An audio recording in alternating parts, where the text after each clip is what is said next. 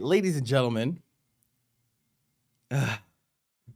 where do I even begin? Let's just watch this first and then go from there.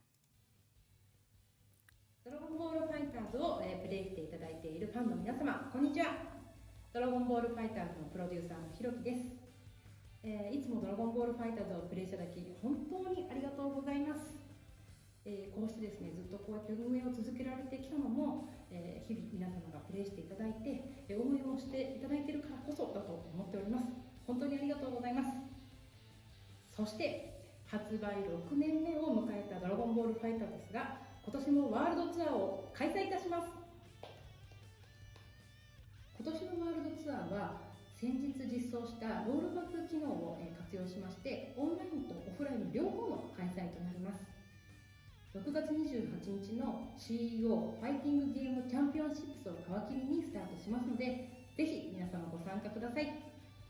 詳細な大会ルールや形式については公式サイトや Did they say celebrating their 6th year? This is the 7th year.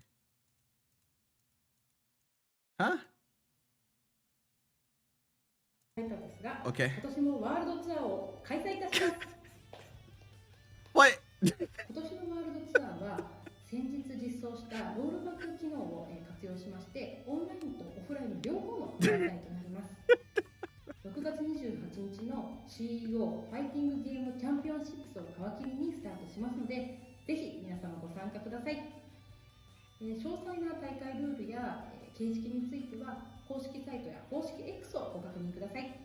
またユーザーの皆様に楽しんでいただくべく、今年もバトルのバランス調整の方を行いたいと思っております。時期や詳細に関しましては追って発信させていただければと思っておりますので、皆様今しばらく待っていただきますようお願いいたします。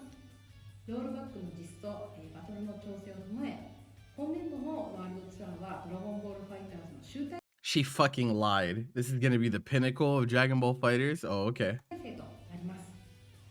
今までドラゴンボールファイターズを支えていただいたファンの皆様に感謝の気持ちを伝えるべく、またワールドツアーにご参加いただいた皆様にもしっかりと楽しんでいただけるよう準備の方を進めてまいりますので、ぜひとも楽しみに待っていただければと思います。私からのメッセージは以上になります。引き続きドラゴンボールファイターズを楽しんでくださいませ。ありがとうございました。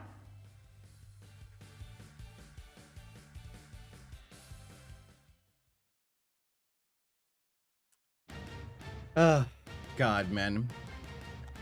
This shit is so ass.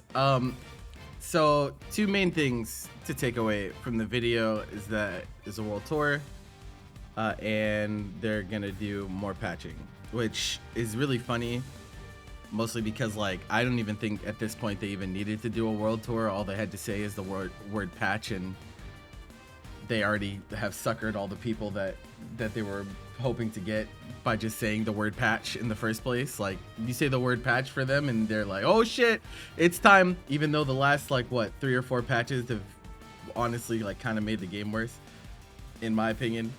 You know, that's a different conversation, but they're doing this shit again.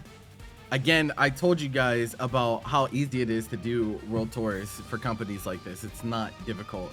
All you have to do is assign value to other people's events.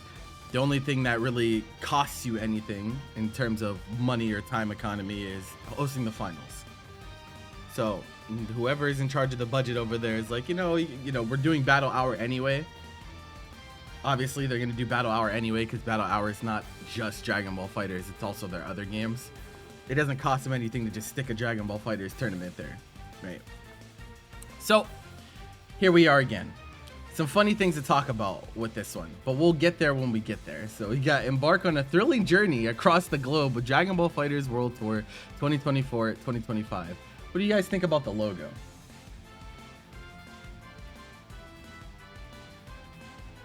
What do you think about the logo, guys?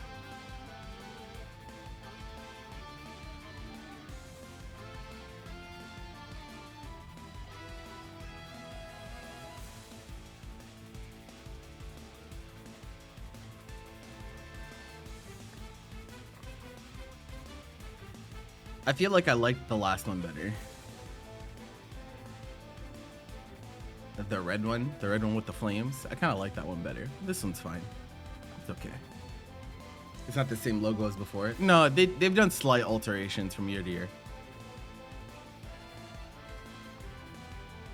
They do small variations with the same motif. All right, how are they doing it this year? 1 power event, 1 power plus event, and 11 power events. Okay, so 12 offlines. Okay, competition, offline world tour, full offline world tour, global leaderboard, premium FGC online tournament. These are just buzzwords. This is all the same shit as last time. Online regional competition, regional leaderboards, community online tournament lead to the DBFZ World Tour LCQ. They specifically said that the online events lead to the LCQ, so I wonder if that's a difference in format this time. Opens its door to both offline and online. Okay, because last year, for those of you who don't know, last year's World Tour had no online. It was all offline. But I guess now that they've actually put out the netcode that they promised and made people wait for how long? A year and a half, 2 years, however long it took. They're like, okay, now we can do some online stuff. Well, the problem is like, isn't spectating like still kind of buggy? Are they gonna? I hope they're gonna address that. I think the audio and stuff is still weird when it comes to like spectating rollback events. So I don't know what they're gonna do about that, but you know. Online challenge offers a thrilling opportunity. Compete online in your region for a chance to secure a spot in the prestigious Last Chance qualifier. So it looks like the Last Chance qualifier is strictly they're doing DBFZ World Tour Last Chance qualifier open online search. So they're doing online LCQ and then also an offline LCQ. Oh god, that's gonna be interesting. Okay. Power Plus, so they're doing the same thing as always. This is the same structure. Power Plus, Power Tenkaichi, Power Plus being Evo. This is funny. Honestly, this is really funny when you consider that Dragon Ball is not on the main Evo lineup. It's a side event. So this is especially funny because especially given how much more like Evo costs this year and stuff like that. Like you're gonna have to go to Vegas for a side event. Hold that shit. yeah, no, it's not even on the main lineup. And some people had some copium I saw. They were like, oh shit, this means it brute forced its way onto the main lineup, right? No, it's just a side event. It's a community tournament. So yeah, that's interesting. It's also like not. It's like soon, right? Like Evo's soon. So it's like for you to announce your tour is like one thing, but like to do it this soon, this close to like the biggest event, which once again, I told you guys about how much I hated the fact that they started their tour with the most important event, right? I hate it when tournaments do that. Or I hate it when tours do that, because you've taken all the wind out of your sails. Like, yeah, like Evo is big and it's really important, but Evo is going to be big and important no matter what, right? What happens to the rest of the tour? None of it means nearly as much because Evo already happened. Like you're not, you know what I'm saying, right? Most other tours, they have multiple events that are worth the highest amount of points and they distribute them throughout a tour. So they have like landmarks, right? They kind of act as like the keystones in between. They've never done that. They've always done Evo is more important than everything else, and then nothing else matters. And they always start with Evo. This time they're not starting with Evo, they're starting with CEO. But their tour is really short. It starts with CEO, which is June 28th, and then it ends in September. So like again, like a very, very condensed tour. It all happens very quickly. So yeah, but their starting time is like actually going back to their first world tour. Their very first ever world tour started with CEO as well, back in the first season. So yeah, that's interesting. Exclusive gateway to direct qualification. The Power Plus event stands the exclusive gateway to direct qualification. So So Evo's the only auto qualifier. Okay.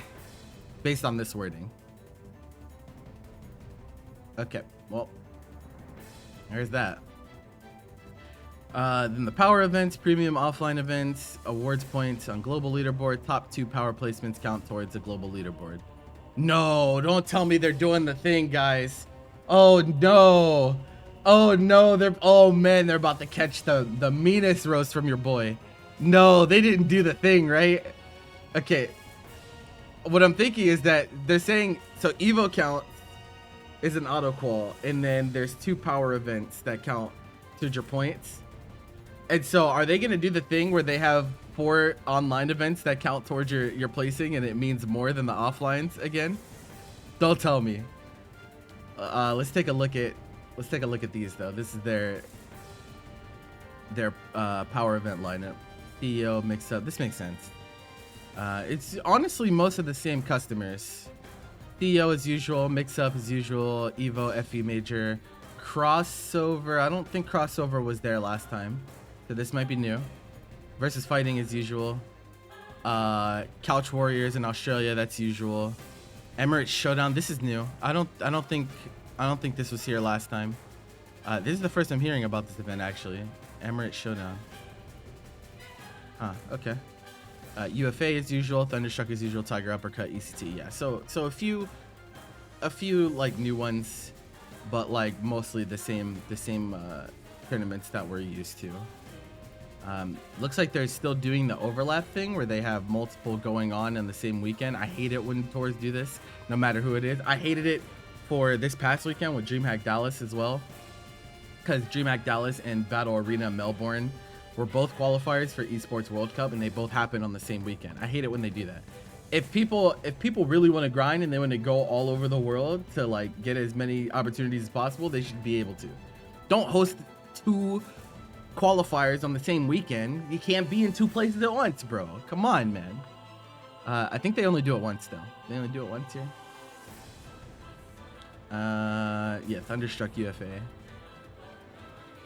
It looks like. So it could be worse, but I still don't like it when they do that. Okay, scrolling down. Working closely with some of the best offline FGC tournaments around the world. Make sure to add them to your agenda. Haha. Community offline tournament. Awards points towards global leaderboard. Top 3 placements count towards global leaderboard. So they're instead of 4, they're doing 3.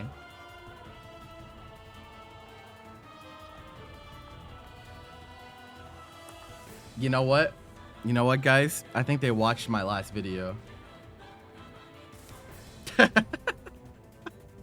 I think they watched my last video when I roasted their tour about the way that they did this.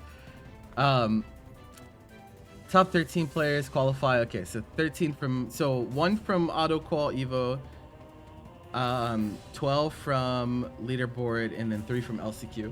It seems like is the breakdown. Yeah, because they're doing 3, and the reason that they're doing 3, the only reason that they're doing 3, I would like to point out, I would like to point out the only reason that they're doing 3 is because when they did their tour for 2022, not 2023, but 2022, I made a video that roasted them because it doesn't make sense that you could win 4 online events and it was worth more than winning 2 offline. It was like literally worth more, and so like they've just dropped the amount of online they count to make sure that doesn't happen. So now the max you can get from online shit is 600, and the max you can get from offlines is well, I guess like the thing about this, the thing about Evo is it's an auto qual, so like the first place points don't really matter in this case, because like if you win you auto qualify, so this doesn't actually mean anything. So yeah, pretty much 800 max is what you can get from offline, so you can get 600 from onlines.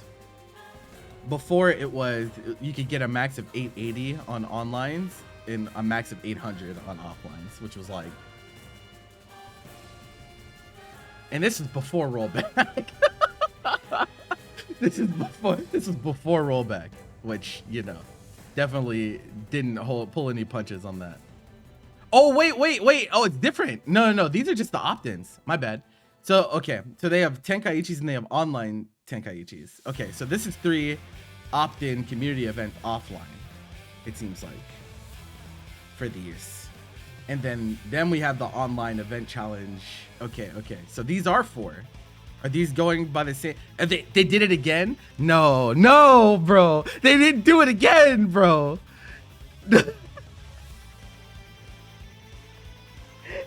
How, bro? How? Why? What? This is global leaderboard though. They're saying they're doing a regional leaderboard. It might be a little different. Let's see. Online Tenkaichi events are community online events. TOs of specific regions. Okay, so this is just the opt-ins. How is this different? So 4 online Tenkaichi events to the regional leaderboard. So the regional leaderboard is strictly online then, I think. This is what it looks like. Okay.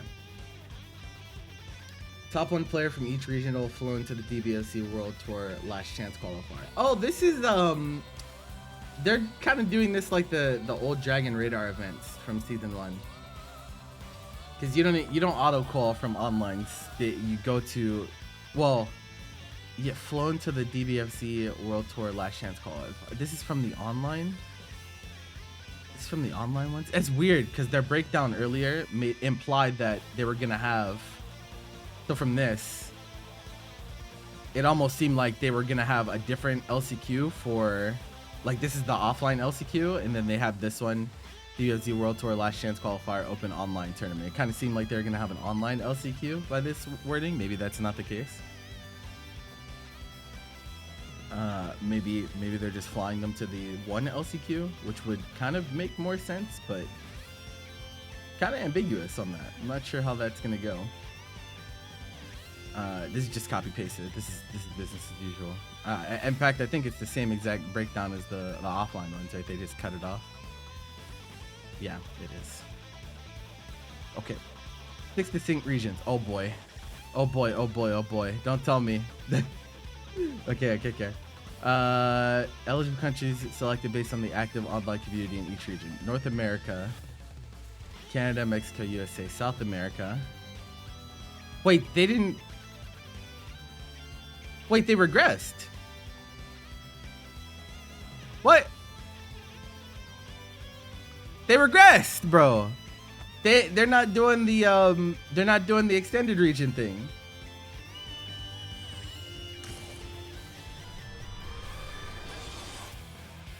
What? Why? What?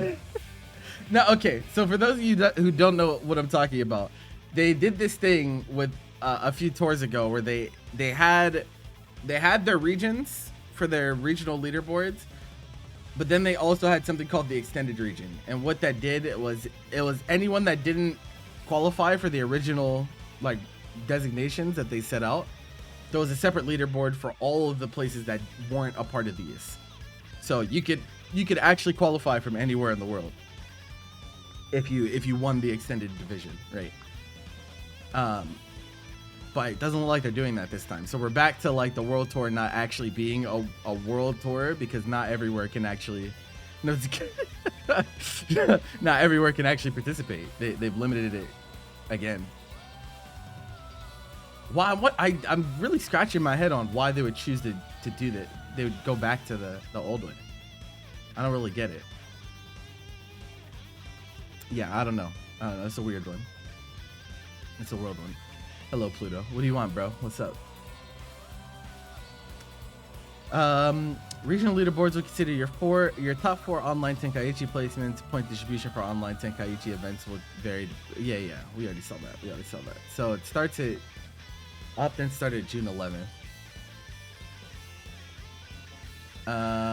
Okay, they're using the same dog shit leaderboard website that they've been using. I hate their website, guys. I'm sorry. I absolutely despise it. It looks bad. It doesn't function correctly. I hate it. I hate their leaderboard website. Okay, so this time frame. I think I ate you online in the interview. Okay, now this is what this was like kind of what I was more interested in, because like honestly, Hiroki has been on some bullshit for years now when it comes to this game. So yeah, I wanted to see what bullshit she had to serve this time around. What made you hold another world tour? The decision to hold one was influenced by several factors. The releases of games on PS5 and Xbox Series X. Energy and passion displayed by last battle hour event. Was there that much energy and passion displayed by the players during last battle hour event? If I remember correctly, someone took some video of the crowd during it, and it wasn't that popping. But hey, you know, it is what it is. The robust online player base continues to thrive, making the World Tour a platform for dedicated fighters to prove their skills. All of this is bullshit. The real reason is it doesn't cost them anything. I'll tell you what it really is. It doesn't cost them anything to do a World Tour. Doesn't they only get benefit from it, and it doesn't cost them anything, so it's a no-brainer. That's the real answer. This is a politician's answer. I'm on to you, Hiroki. I'm not standing for your bullshit, bro. Was the rollback netcode another reason for having this tour? Of course, it's also, I mean, yeah, obviously they didn't have online. Who's asking these questions? Who's asking the questions? Let me ask the questions. I'll ask her the real shit. Who's asking this question, bro? Can you tell us more about this hybrid online and offline format? It's the same as previous years, bro. It's the same thing. Same thing. They've done slight variation by sectioning off the online part of it into just LCQ instead of being an auto qualifier, which, by the way, if you go back and you watch my old video on World Tours, I roasted them for doing it the way previously. So they did at least make that improvement. I'll give them that, but that should have been very clear from the jump. It's funny that onlines mean less now. Onlines mean less now that the netcode is better. I think that's hilarious, personally. That's just ironic. Is it? What can we expect from now on? I believe the team and I achieved what we wanted for this game. If you said that, you wouldn't have released 8 patches afterwards.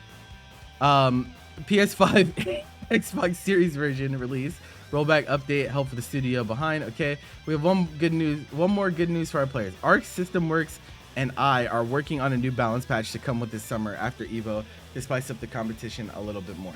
Now this is some pretty big implications, and my first reaction to this, to be honest, chat, my first reaction to this was that they're lying, right? And the reason that my first reaction was that they're lying is because many of you might not know this, so I'll give you the talk. I'll give you the talk real quick. There was a relationship between ArcSys and Bandai whenever this game first came out. ArcSys did dev work for the game, and Bandai was just acting as the publisher. For the first 2 years of the game, ArcSys was the one pushing updates. They were the one doing the major dev work on the game, the one making the changes to the game. It was ArcSys. And Bandai was just acting as publisher. After that, ArcSys left. They left this game to go work on their other projects, i.e. Guilty Gear Strive, which is now their biggest project by far. And Bandai took all of the dev work in-house. And if you go and you look at the game's history, you will see that the shift in how balance patches were made and how things were changed, the philosophy changes severely, and that's because it's 2 completely different teams doing the balance dev work, right? You want to know why they started making things ridiculous and invincible and full screen and shit? Well, it's because it's not the original team that was making balance changes on the game. It was originally ArcSys making changes. Now it's Bandai. It's been Bandai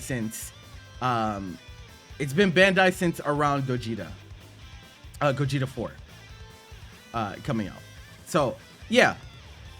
And because of that, there's been some abrasion with the relationship between Bandai and ArcSys, because Bandai is trying to strong arm them because they're the bigger, richer studio. They're trying to say, you know, we want you to do all this shit for us essentially for free because we gave you this exposure, we gave you the look at the great success you got off of our IP and this and that. And ArcSys is like, fuck you, we have Strive to do, we want to focus on our own things, and they've been doing great things since then, right? ArcSys has been doing very well for themselves ever since Strive came out.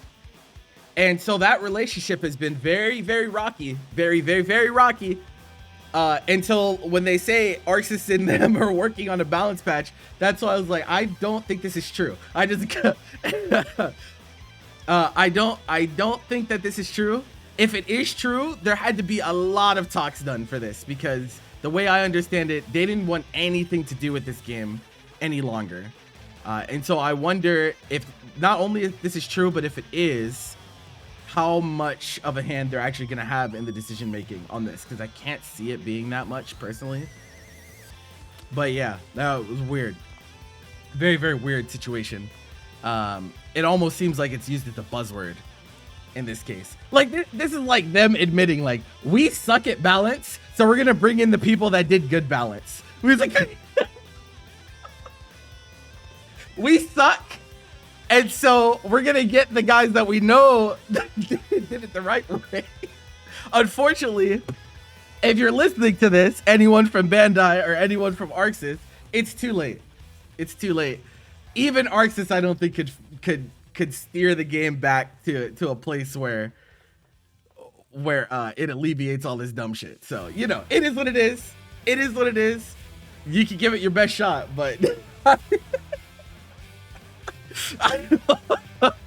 you're not getting away from these invul moves. I promise you. You're just not. You're just not. There's nowhere to go, chat. There's nowhere to go. Allow me to think one more time. Okay, one last word. The tournament organizers, you didn't do shit. Everyone who helped putting together the World Tour since 2018, including the wonderful cast. Oh, direct shout out for Damascus and Tyrant. That's cool. That's dope. That's dope. Shout outs to them. They definitely deserve their praise. That's cool. I'm okay with that. Other than that, though, honestly, I'm sniffing some bullshit, guys. On this last paragraph, I'm gonna be talking to some people about this. I need to know, bro. Now I'm very curious.